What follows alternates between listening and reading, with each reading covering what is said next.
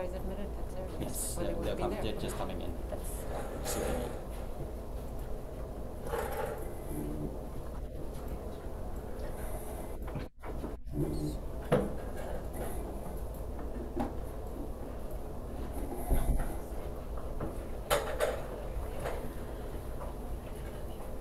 okay. I want to welcome everybody to come to the opening or the reception for Jeff's art. Good morning, Jeff. And Morning. this is Jeff. You're muted. And this is his work. And I Jeff, guess. are you going to take the screen? Change your name if you want to come up. You're muted, Jeff. No, now you're muted. Now you're muted. Okay, I'll can you mute take the me. screen? Sure. Okay, perfect.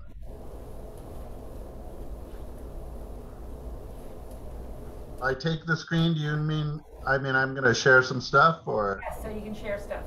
You don't have to Absolutely. take. Jeff, I can't hear a word you're saying. There may be something wrong on your end. We can hear him here. Helen, can you say something so we know if there's something wrong on my end? I can hear him. We can hear Jeff. Hi, can you hear I don't me? hear anyone. Is your volume Maya, muted? you heard Jeff? There's something wrong on my end then. Let's see. Your speaker, it says my speaker is not working.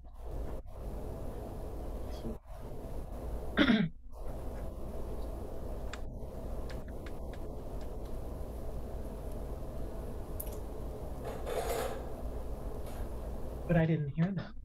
I couldn't hear them speaking. They could hear me. Could you mute you? Could you mute yours? So if everybody mutes, and then when you have questions, Go out of you it, can go ask back your in question. again is all I can say. Could you I'll mute? tell them what I'm doing.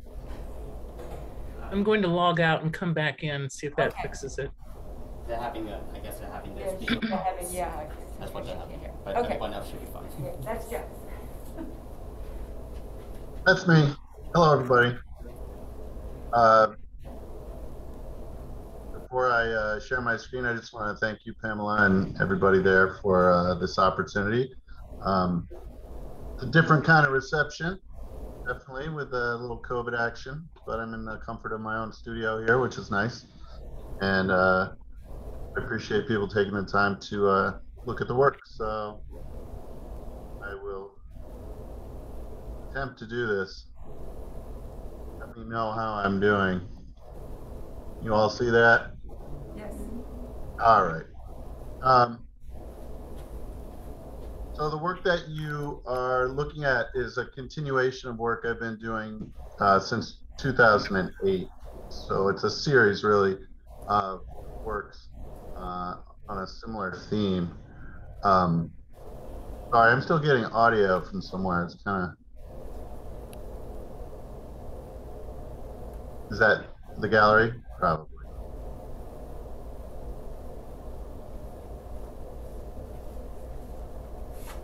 So the work behind you is this work, but I thought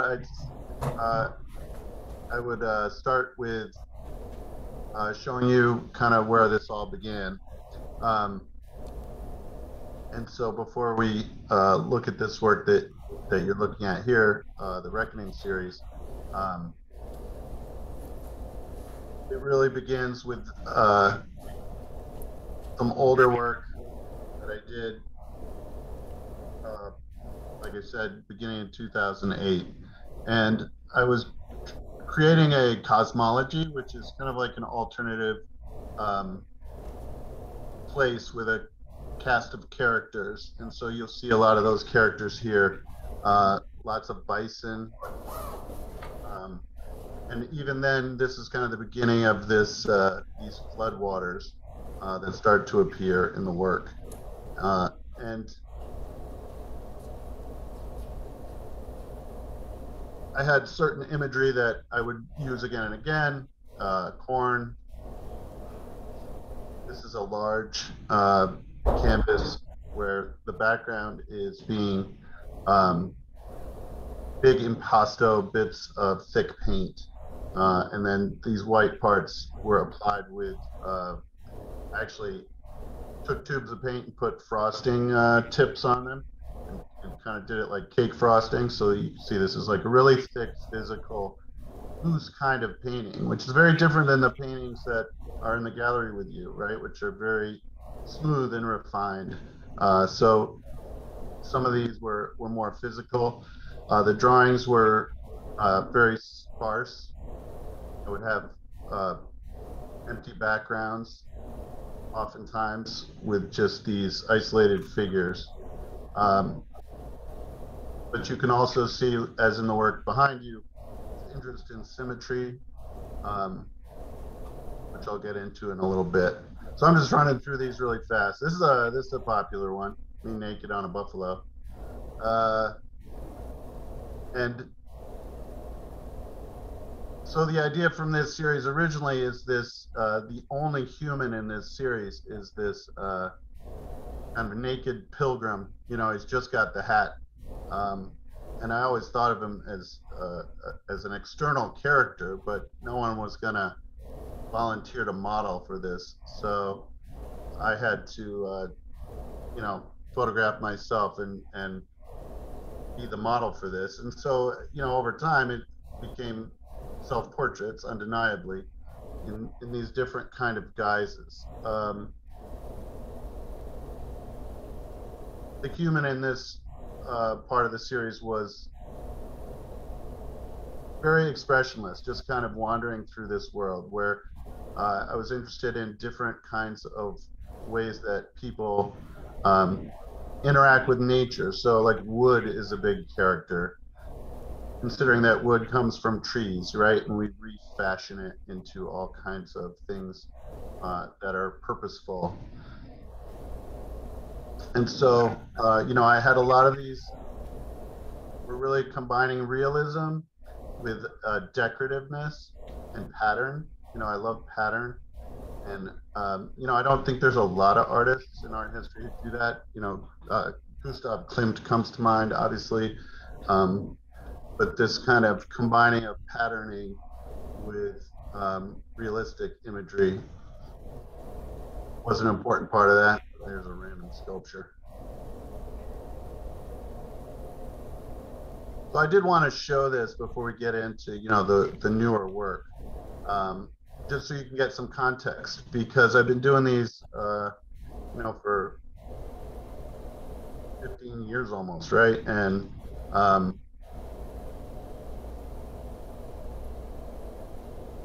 just move to some other ones here. Get this large one behind me.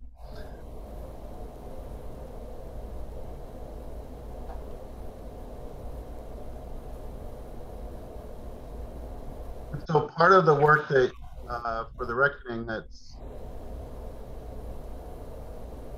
is me really trying to end this series and also explore kind of a new interest, you know. So I have some other things that I want to do, and I'm not saying that this is over, because I'm open to revisiting it whenever. But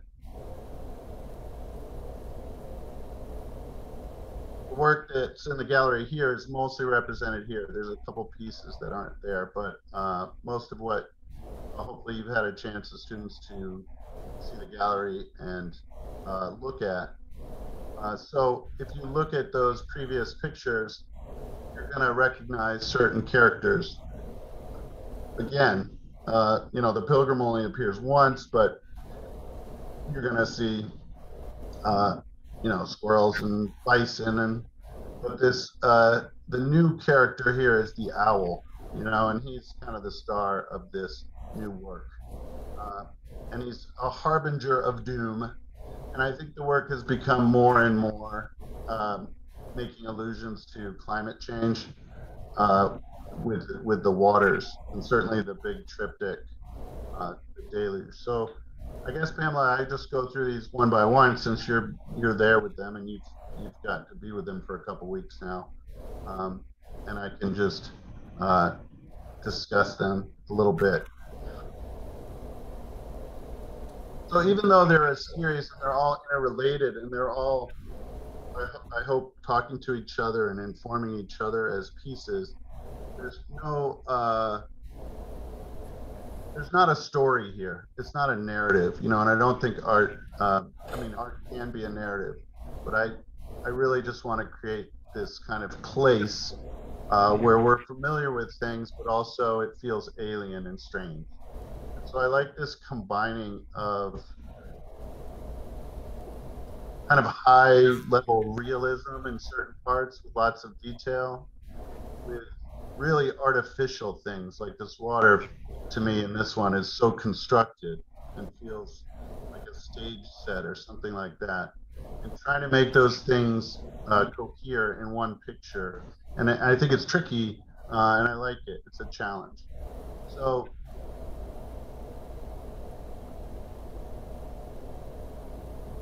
I think I'll show you some of the influences in a second, because the real one of the real thing, these are oil on panel, and they're smaller, and they're done in a very different way than some of the previous work I just showed you with the canvases, in that, you know, they're very tight and controlled, and to build them is very much a process where you don't do tons of changes to the composition. You know, you design it and then you execute it really painstakingly, and then work up layers up until detail, and you do, you know, the gilding of the gold, and then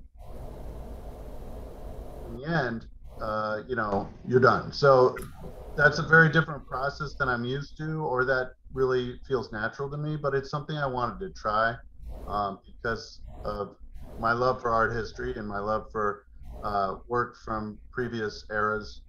Um, I teach art history and art at high school up here in Massachusetts, in Amherst, Mass, with great students, and and I just, you know, I'm there's certain parts of art history that I'm really just super passionate about, and so I like these paintings, but I'd never tried to paint like them. So let me show you some influences here.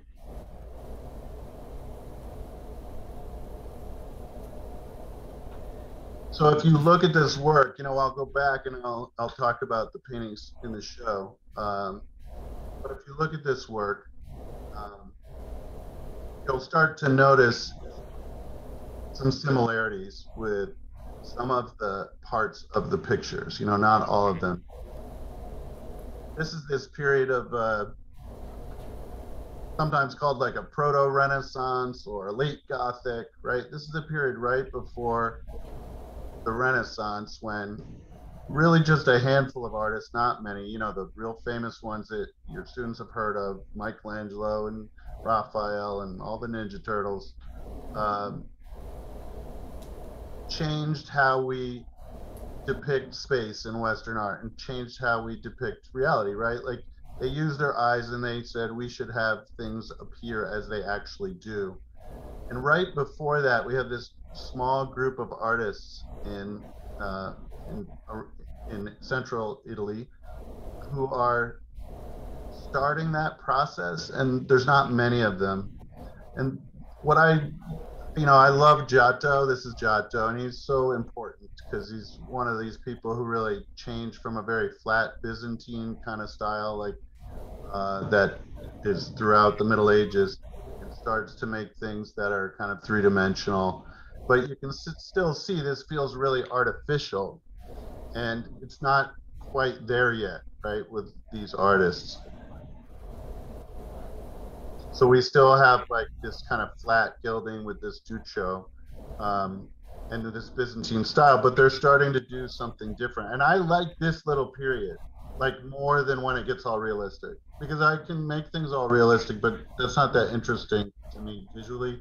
I just really like this little period with just a handful of people who are who are kind of mixing the Gothic Middle Ages kind of style with what's coming, right? With this trying to depict things as we see them. And so what you'll notice in the pictures, I think you see the rocks. I mean, I think the rocks are the best way to think about this, because this is not the only kind of influence behind my paintings, this series of paintings that you're seeing. But definitely these rocks. Like I love all these rocks. Like if you look at like,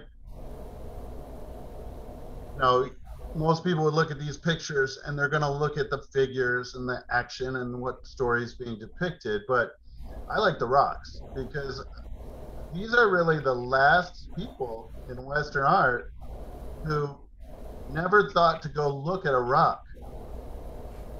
Like they didn't go outside, like they had cliffs around them, but they didn't bother looking at them. They would just go to the studio, like, I know what a cliff looks like. And they'd start drawing a rock. And I got it. I learned from my teacher. He taught me how to do rocks, and that's how we do rocks, which is very much the Byzantine way. It's the Middle Ages kind of way. You learn how to paint a face, and you don't look at a face, you learn how to paint a face. And that's why a lot of those paintings look similar to each other. And so when you get in here, this is later now. Most people, when it's Raphael and Leonardo da Vinci who are painting things more realistic, most of the artists that we don't talk about much in art history, like Benozzo Gozzoli here, this is the same time as the Renaissance. Most of the artists are still doing this, right? They're not going and looking at, and I love how strange it is. Like I like, as the figures get more realistic, I like the strangeness, you know, and I think it relates a bit to like a surreal kind of feeling where things, they look correct, but then they don't look correct. So that was one major influence on this series, and it's something that, because I love the work so much, I wanted to try for myself, even though it's kind of out of my comfort zone. So moving to the Netherlands, you know, these other people in the north invented oil painting, because those paintings we just looked like are either fresco or they're egg tempera, right? They're painting with egg yolks.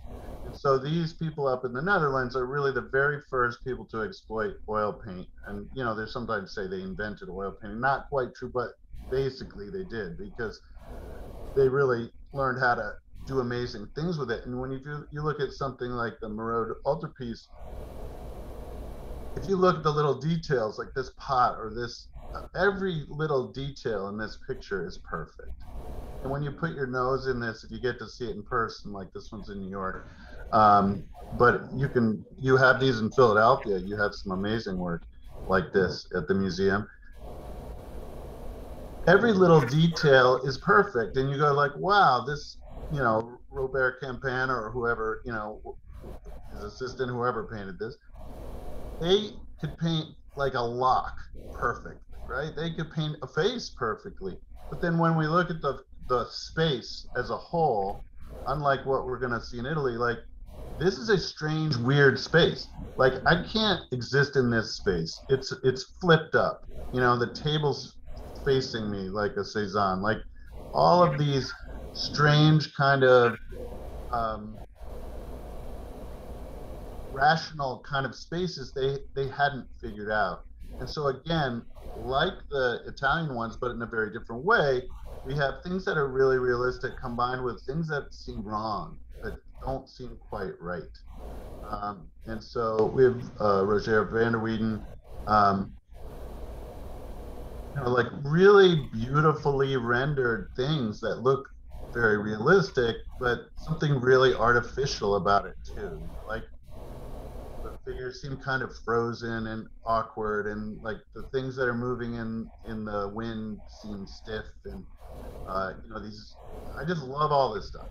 Like these crazy blue angels, I think they're crazy. I love them, you know. So and then you get all the strangeness of artists that come out of here, like Gerard David, who I love, and we all, hopefully you've heard of Hieronymus Bosch, you know, like all these really fun, crazy things to look at. Of course, you know, Bosch wasn't trying to have fun. This was very, very real work about hell and salvation and all that kind of stuff. But for me, just as an artist, you know, this mixing of creating a world like Bosch did that seems like a place I could enter, but then seems like such like a dreamscape or a hellscape or however you want to describe it.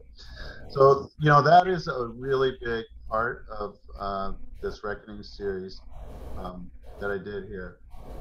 So, in mine, if you look at these rocks in these paintings, the ones that have the rocks, you're going to notice that.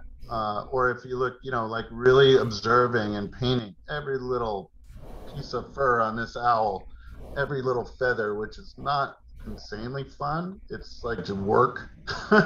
And you get lost. You're just like, wait, what stripe am I on? Like,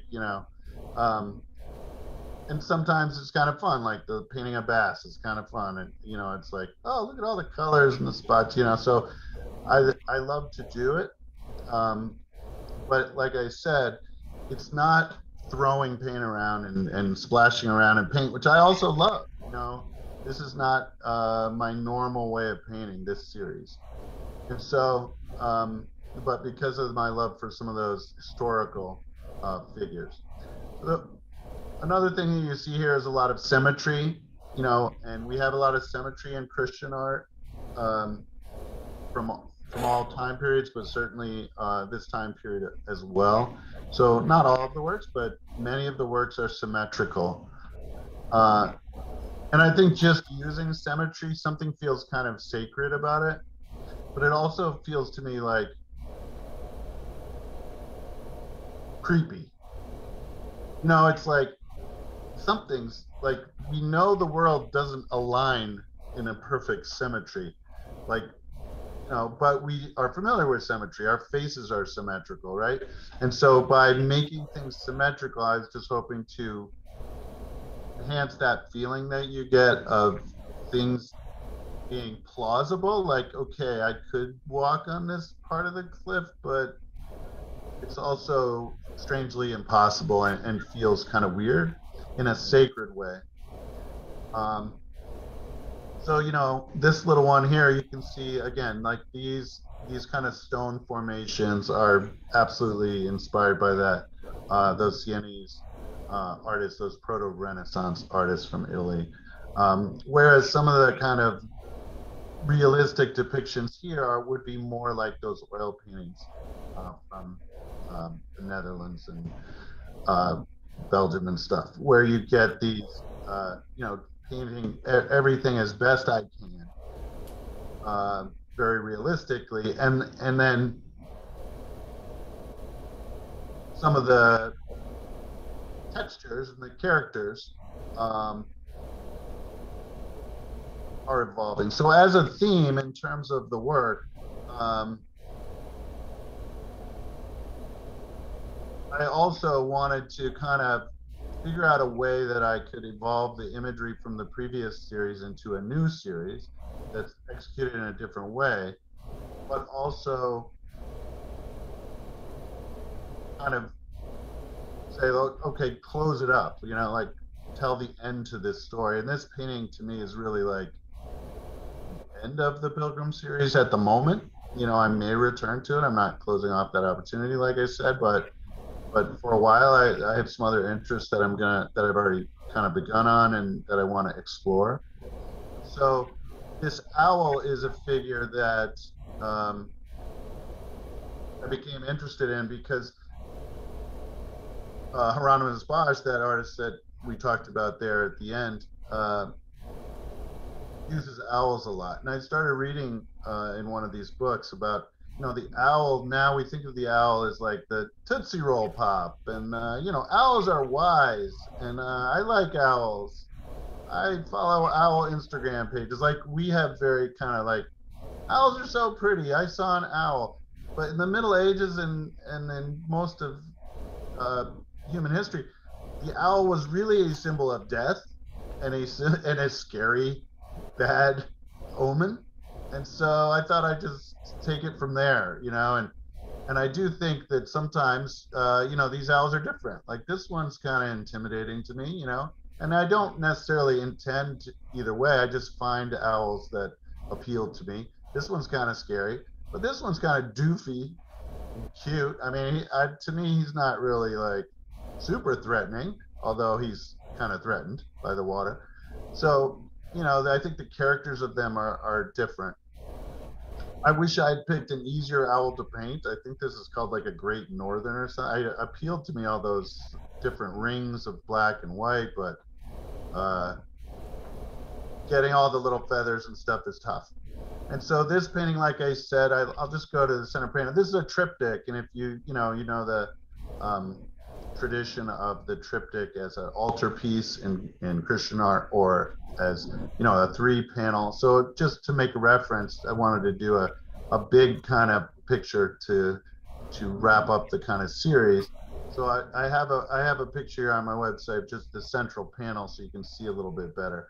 So obviously the work that you see starting in the Pilgrim series, but definitely here with the Reckoning is this water, these rising waters that are kind of taking over.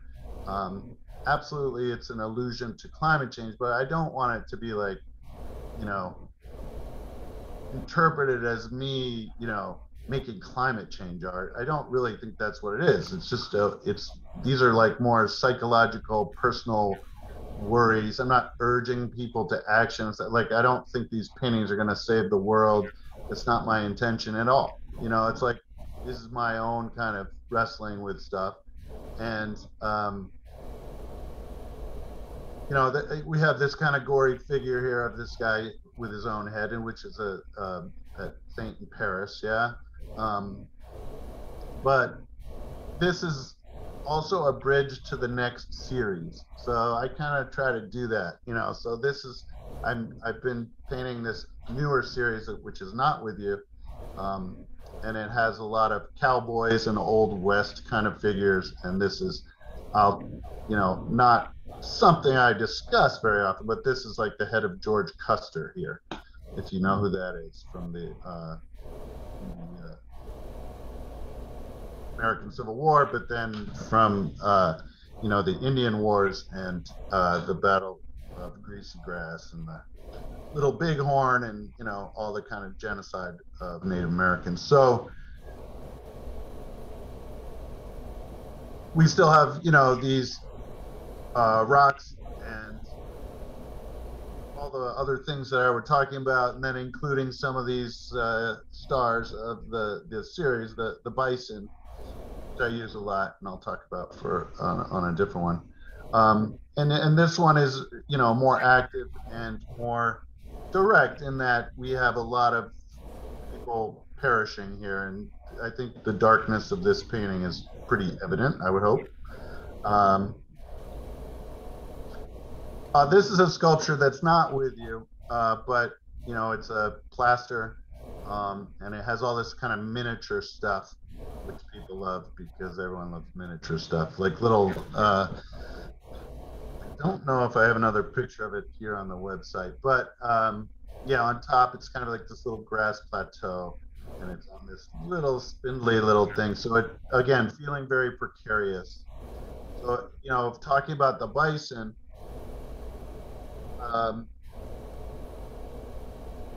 This painting is the only one that's with you that has the pilgrim still in it, and it has the fox, which was the fox. I think you have 2 paintings with, which are characters, and the squirrel, which are all characters from that earlier kind of body of work. And for me, in some ways, this one was a transition. This is the first kind of panel or trying to transition from that other series into this one. So in terms of imagery, pretty clear, that we have again these rising waters that are threatening, and then we have this kind of clear-cut field. This one's more obvious to me, which makes it not my favorite, but people like it. All right. Just a large square with the gold and all the birds. And again, these using these kind of stone formations, but then making them symmetrical, so they create these kind of weird Rorschach patterns that create kind of weird crevices. And then all these birds. It was really fun to paint all the little birds. That was the easy bit. And I love painting the rocks and the water. This one was all fun, except this was my first foray into real gold leaf as opposed to the fake stuff. And yeah, it almost killed me because I'm not a very good gilder. And it took a bunch of tries, which is expensive. Each try costs money.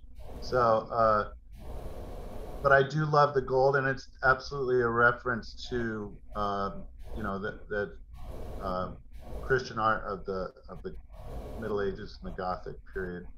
And so we have all these birds existing on this kind of flat plane. And again, this is that me trying to get that feeling of the artificialness of the space. Like this is not, doesn't seem like realistic. Like why aren't some of the birds closer or further away, right?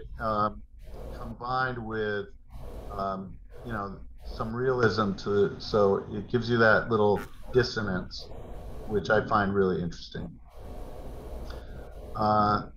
We have this little owl on the iceberg for drift. Again, same kind of thing here. This one came out with a cool little texture of like kind of like ice on here. If you look at it, those of you who are in person, how it's kind of etched out or scratched out. And that was a happy accident. And I know some of you students who are painting and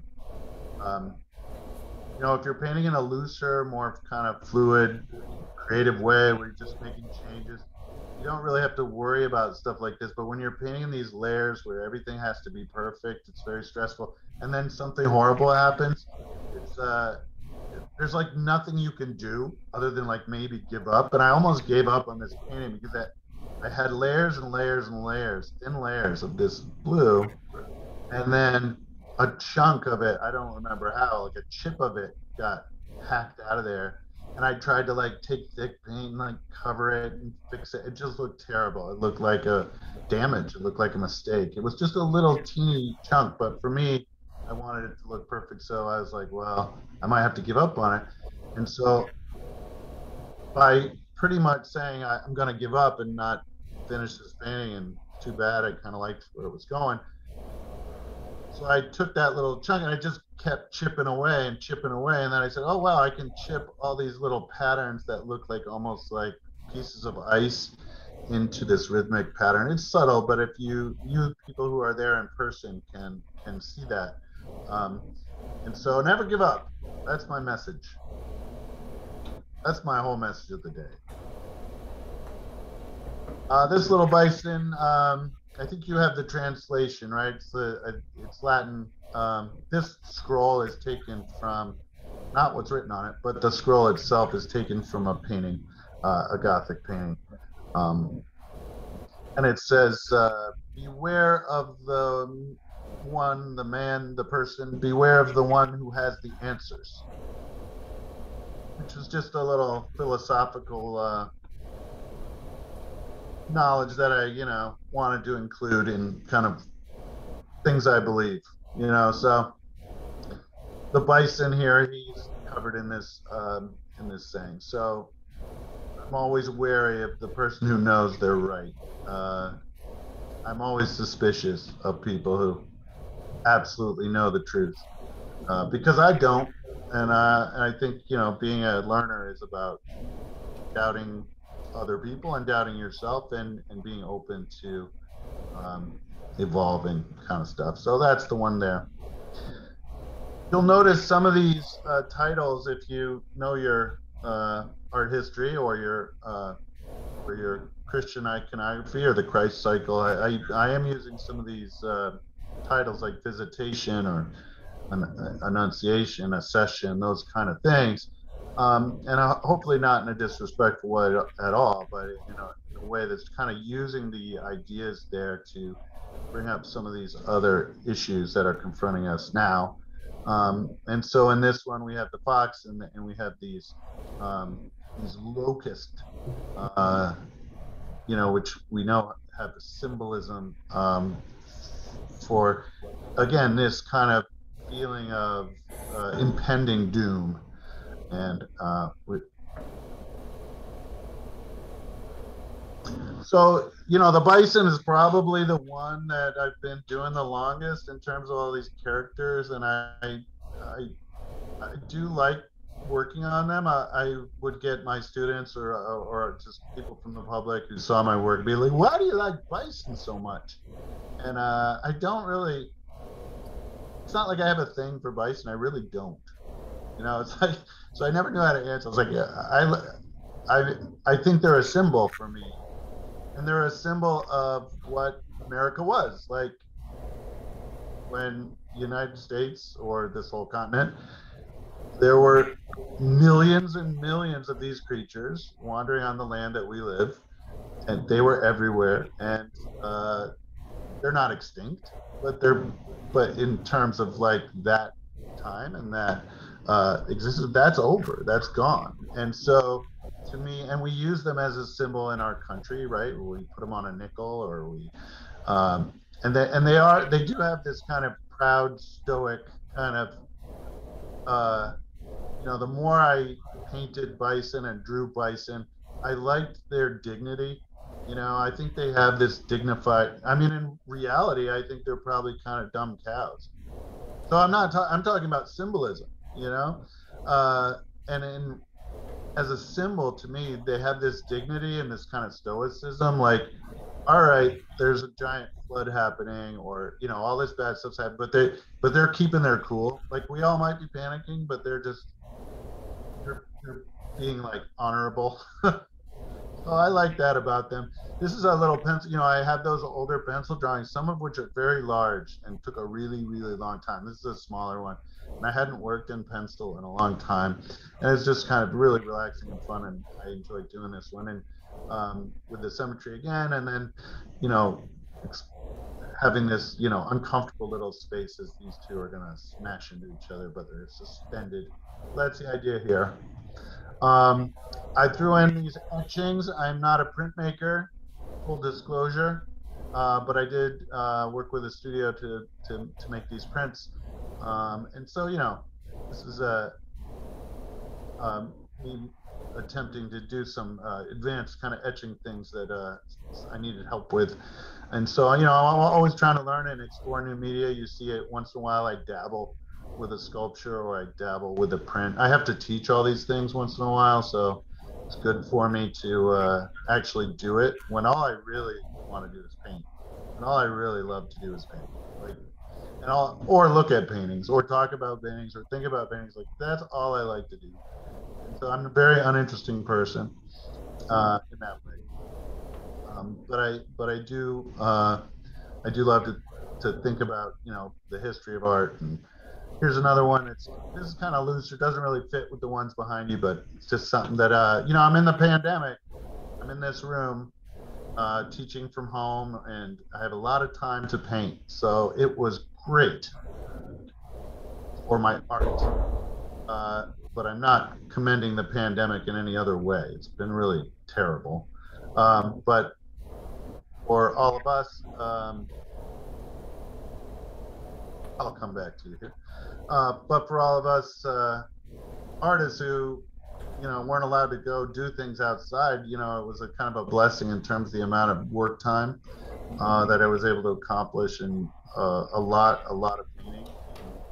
And as an artist, you don't know when you're going to get that. Like, I had a lot of that in my 20s. I was in New York City. I had a lot of time, but I didn't make use of it because I was in my 20s and I wanted to have fun and do. It's like I didn't work as much as I could have probably. I worked, and I made good work, but I look back at all those hours that I had available to me. So if you're in school and you're painting, like, you're working in art class, like, do art, like, put in lots of hours, because later in life you get a bunch of obligations that people don't let you paint all day. It's not fair. I'm happy to take questions. I'm not sure what else you want me to talk about. I think Is there anything I didn't address that people usually talk about? I think some of the students had questions about your technique. Sure. Yeah. So anybody want to specifically ask a question about his technique? How'd you put the gold flakes on? I'm sorry, what was the question? How'd you put the gold flakes on? The gold leaf? is it's a very old traditional medium that's it's real gold. It's like 22 karat gold. It's so thin and it's expensive, but it's not like really expensive because it's not like a block of gold or something. But you put down a size, which is like a glue, onto the surface, which has to be very flat and perfect, and then the glue uh, takes, depending on what kind of glue you're using, but for real gold, it's usually 12 or 24 hours later. You have to then come and try to get this insanely thin little piece of gold, which will just dissolve in your finger. So you can't touch it because if you touch it, it sticks to you and it's garbage. And you can't breathe on it because then it just blows away. And so it's very stressful. And you take this, you get some static energy with a little brush and you pick it up and you apply it. There are people who are great at it. I am not those people, but I learned, I got better. And then if you screw it up, then you get to spend more money on gold and try again. And I love that, the real gold, it makes a difference. I think it's much more beautiful than the fake stuff. They make a composition leaf, which is you do in a similar way, but it's much easier to use. It's thicker, so it doesn't fall apart so easily. Anybody else questions about the process? Any questions? So, how do you get it so smooth? Yeah,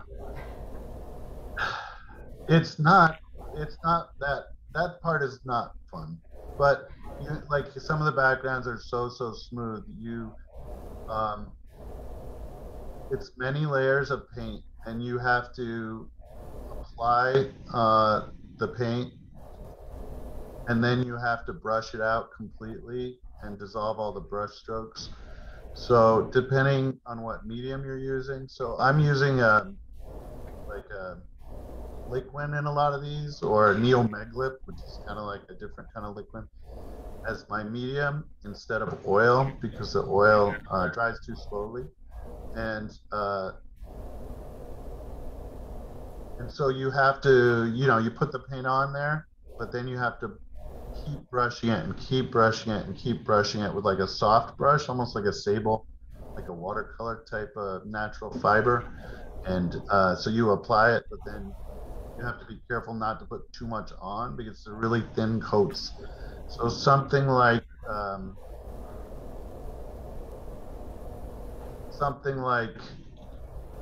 this background, there's probably 15 or 16 layers of the blue, and they're not necessarily transparent. Like the old masters would have made those like really see-through. They're just building it up so I can get that uniform color and very thin. But yeah, it's tricky. It's not something for the faint of heart. It's not my favorite part. So if you look at, like this one where the background is very thin, like there's a little bit of texture like in the swirls I'm not trying to keep that as flat everywhere, although I certainly didn't want raised paint. And again, this is based on me trying to emulate, people like this. These ones are eggs, so that doesn't count. But when you see these in person, they're really flat and perfect. So I wanted to try it. It's not something that I'm an expert at, and there are people who are. I'll probably go back to hurling paint around because that's fun for me. But it was something that I want to see if I could do. Beautiful. Because right now we're sitting in front of the triptych, and it's remarkable that it's not quite black, it's almost black, is so there's no floors. It's perfect. No strokes. Yeah, well, not always. It may look like that now, but that one was it's hard because there's all kinds of bad things that can happen. Like if I was saying you smooth it out, but if you agitate it too, just the amount of pressure you put on it, it can leave these kinds of streaks. So it's about being really, really perfectionist about it, and it's probably not healthy to be like, it's like trying to get it like really, really perfect and not accepting if it's not. And so for me, I'm comparing it to like these ones from art history, and I'm like, I'm terrible at this, but if you try, if you shoot high and you fail a little bit, it looks pretty good to most people. So you take it. It's not quite there. Yeah, that background, Pamela, is actually it's mostly color, And one thing I've learned as a painter over the years is to stay away from black, and so even though it looks black, kinda, it's really made of Viridian and Payne's gray mostly. So it's just a lot of coats of really, really dark color. And to me, I learned that by studying how other painters painted, like the famous ones, and staying away from black, because black paint will kind of, it's a very subtle, but it deadens a picture. And white can do that too, depending on how you use it. But Anybody else questions? Nothing? No? Okay. We can hang out for a while. Anybody in the gallery have questions? You don't have to, you can just unmute yourself and ask them. No? You don't have to put it in the chat. Yeah, okay. Do you have a question, Nancy? Hi. Jeff, I've just been thinking about your depiction of the owl as like a harbinger of doom in so many words. I know those weren't your exact words, but I have always thought of the owl with the goddess Athena, as that was her sacred animal, the source of her wisdom, and with having the special, a very keen eyesight in the dark, that it could know and see things to add to the knowledge base. Yeah. That I'm a little disturbed by seeing the owl as a harbinger of evil. yeah, I mean, I always thought of owls that way too, as like kind of wise. And I do think my owls, they're not. I don't think they're just evil. Like they're the ones causing the problem. I think they're the symbol of, it's the reckoning. That's what it means. It's like time to pay up. Like they're here to collect. So they're smart and but determined, and they have a job to do. But I did enjoy, like, looking at the symbology of the owl. There's so many of those kind of double. There's a lot of cultures I read about that use the owl in kind of both ways. That it's a symbol of death or foreboding, but it's also a symbol of knowledge and right, because I think a lot of cultures are much more comfortable having symbols that share kind of what we would consider a negative or a positive quality, because they're equal parts to the whole. And but I know in the European Middle Ages, that owl was, especially during the plague, was a symbol of death and fright and that kind of thing. And then I think it evolved into the 20th. Like I always was raised with the owl as being like cool and smart and wisdom and all that. So it's such an interesting animal with so much character, and I think that's what appealed to me most of all. So apologize, Nancy, for putting him in this role. You are free to think of the owl as cool. I mean, I do. I saw one once with my wife in New Jersey that was like, we were on a walk and it was like 4 feet tall and it was in a tree. It was like one of the best things I ever saw in my life. I was like, that is awesome. So I'm not anti-owl. I want that on the record. Thank you. Just also, since they eat, they hunt at night, the rodents that are a problem to us in the daytime. That I know they're helpful, but rodents are cute. Yeah. When I have to get rid of a mouse, I'm sad. Not if it's in your pantry. No, it has to leave, but it is cute when you look it in the eye. You're like, oh. And then another thing, the bison, you called them dumb cows. Okay, I'm from Nebraska and I've traveled in the West quite a lot. and know about like some bison have been bred with cattle for their ability to withstand the weather and things like that. And they are a very aggressive animal. Yeah. That's why we don't domesticate them, but some of they're very aggressive. They're not a passive, really dumb animal. So. Well, I'm sure that's inaccurate. I don't know anything about bison. That was my larger point. I don't really know anything about real bison. Like for me, they're a symbol. They're a symbol of loss. They're a symbol of they're just a stand-in to represent an America that existed before the arrival of Europeans. Like, definitely. That's all. And beyond that, like actual bison, I have heard that they're really aggressive. Like they'll charge you. But I don't really know anything about them. I think they're beautiful, and but I again interested in these symbols of what they represent, because if they hadn't been subjected to this near extinction kind of event, they wouldn't function as that symbol. Going along with your representation of them as something that's been lost, was the Native Americans who hunted them were especially strong and had to conquer fear and be very excellent hunters to even be able to hunt them, and that is all lost after the Native Americans have been bumped off.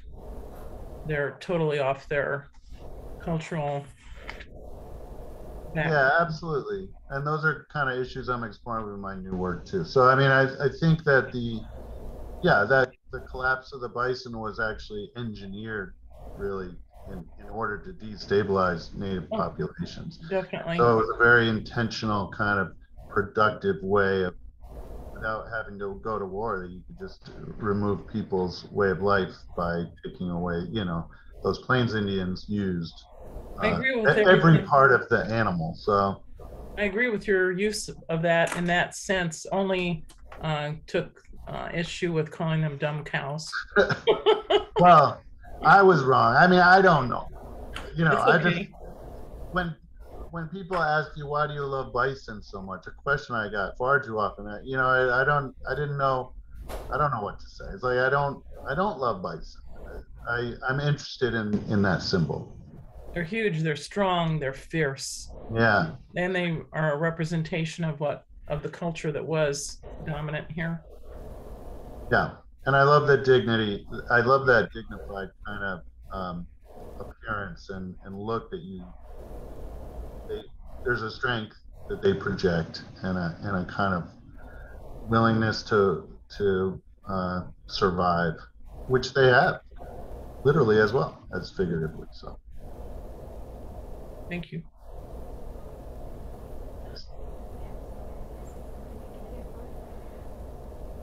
Sorry, can you hear me? I'm a little bit far away from the computer, standing in the gallery right now. This isn't a question. I just wanted to say that I really do enjoy the gallery. These specific paintings, where they're kind of surrealistic in a way, they're dreamlike, where when you have a dream, you dream about things and people that you understand, but the environment that the dream creates is kind of not real, and you wake up and you're like, whoa, what was that? The surrealism of the whole thing, where you take like religious imagery and sacred animal imagery and you put them into a painting, it really just taps into something that I like, where some paintings are symbolic or religious, but you can just make paintings that are just ideas. Yeah, absolutely. Yeah, great question. I mean, I like the surreal quality of them as well, and so we use that word in a way now that that means kind of dreamlike, and so it's not really based on the surrealist movement and my subconscious, because like you just said, I'm using my ideas, my conscious ideas, to kind of engineer a look that feels like a dream. Is very much a goal of mine, so I appreciate that. Another process question that there's no room for error on your painting, so how do you transfer?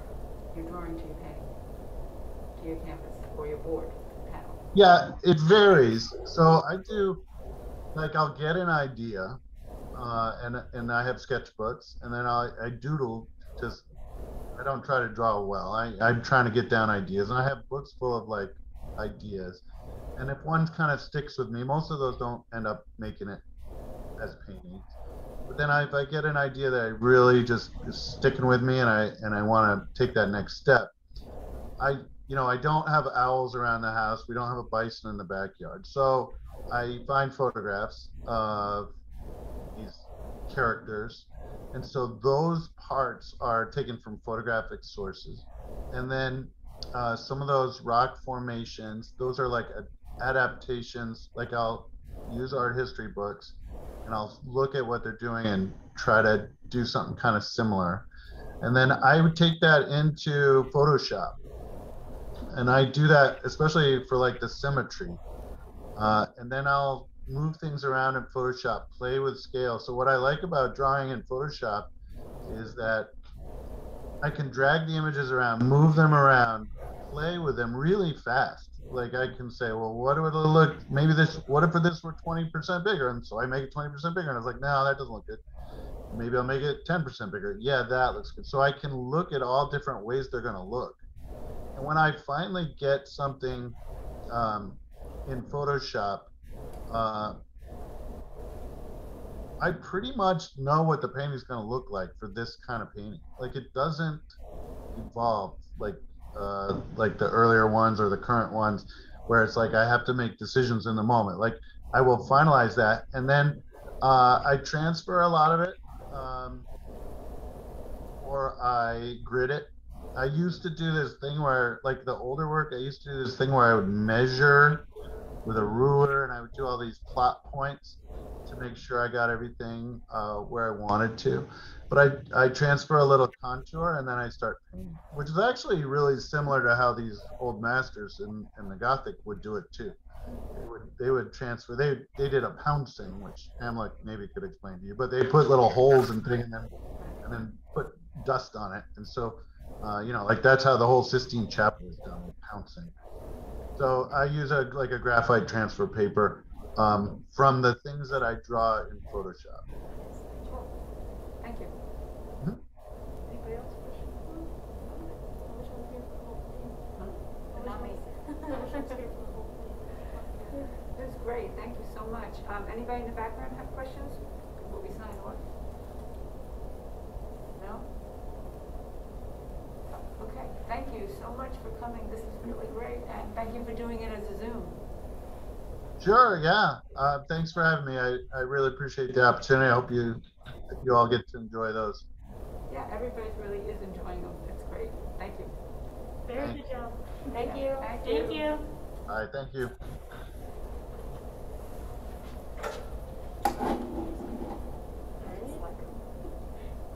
Miss Pam, I couldn't help but notice the paintings behind him. Like, Yes. on the Zoom call too.